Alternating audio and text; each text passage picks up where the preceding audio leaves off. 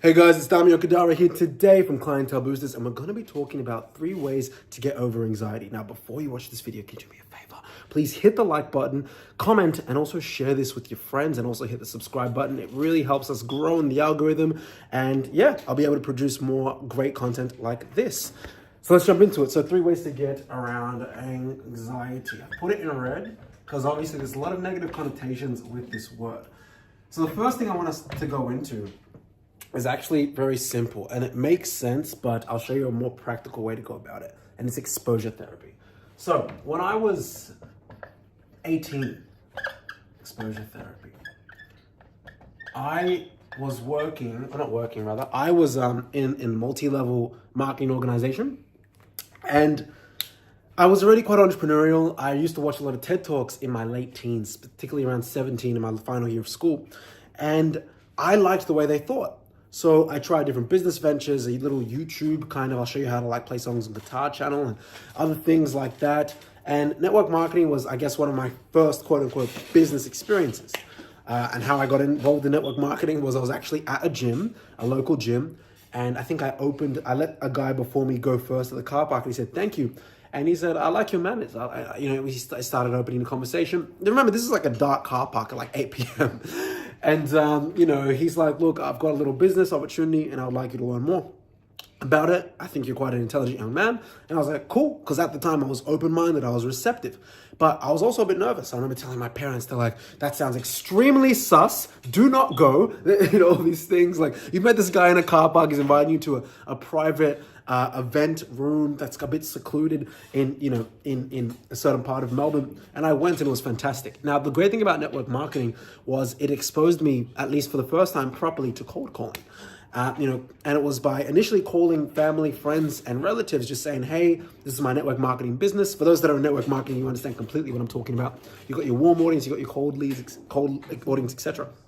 And yeah, it was funny. I was surprised, to be honest, to get a lot of the mixed, blended feedback that I was getting from people within my warm circle. There's people that I'd known by that point, by 5, 6, 7, 8 years, and they would so aggressively hang up on me because I was promoting this, project or product at the time. Now, the benefit of this was by the time I started my agency, now about a year after I started in network marketing, whilst cold calling was still hard, I was already bit more desensitized to it than other people that had also started network marketing.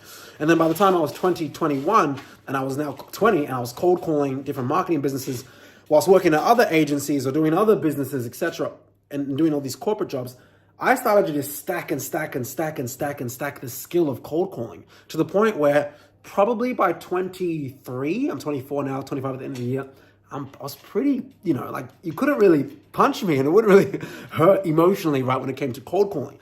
I had people that would tell me to F off during COVID when I was cold calling used car dealers and OEMs, which are original equipment manufacturers. So people like, Toyota, Mazda, etc. And I was cold calling them at 20, 21, 19, just improving the skill of cold calling. And that was great because it ties to exposure therapy. And as someone who's naturally introverted, and it's funny, I tell my friends this, and they're like, "No, well, you're naturally introverted." I'm like, "No, I'm naturally introverted. I can lean that way." My parents probably laugh if I said that as well. The great thing about this is it made me more numb faster because I just jumped into it. Instead of me trying to, and don't get me wrong, I read a lot of books, but instead of me being like, "Oh, I'm going to read all these books and then I'm going to cold call," it's like, I'm going to jump in and I'm going to read the books and I'm going to watch the videos. So I took a lot of action really quickly.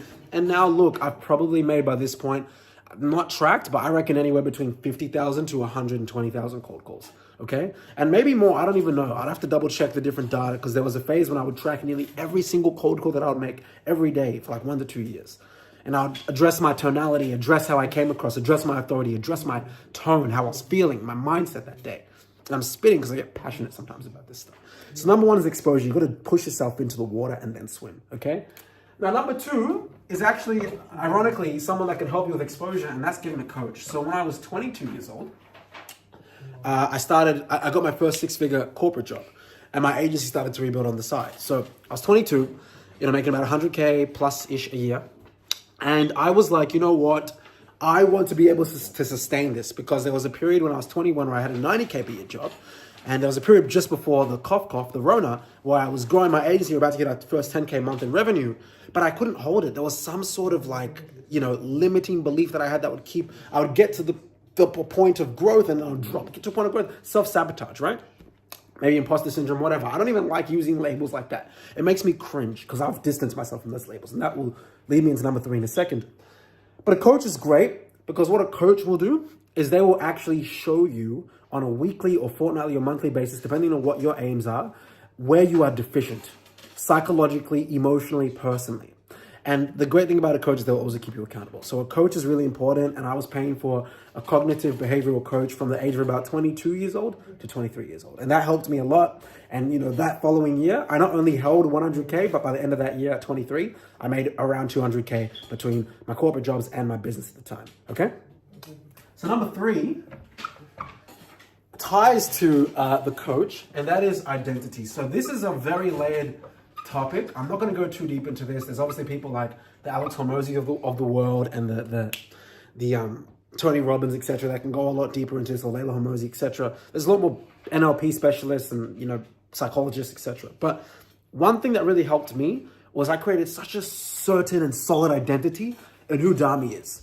Right? Like even at 20 years old, okay, perhaps I was still forming my identity. I was like, do I really want to do this business thing? I like basketball as well. I still love basketball. I was still like putting pieces together, and I still am. I'm 24, right? But one thing I can tell you with conviction is now, especially when it comes to things like anxiety, I think a lot of it is either concerns about, the past or concerns about what's to come. But I have such conviction that Dami Okadara will be able to figure out whatever, that I'm not, even when I get that tension or that angst, I'm like, if anyone can figure it out, it's Dami Okadara. And that's that level of conviction that comes by having a really, really solid identity. And if you have a solid identity, I can assure you, because business is hard, creating cool things is hard, the stronger your identity is, the easier it will be for you to stay in the game long enough to win. Right? So those are the 3 things, really short, but not simple. Well, rather simple, but difficult in being consistent in execution. But these are the things that I'm telling you are going to make the gap between you and your anxiety over time. Just be consistent. Exposure therapy, having a coach, and your identity.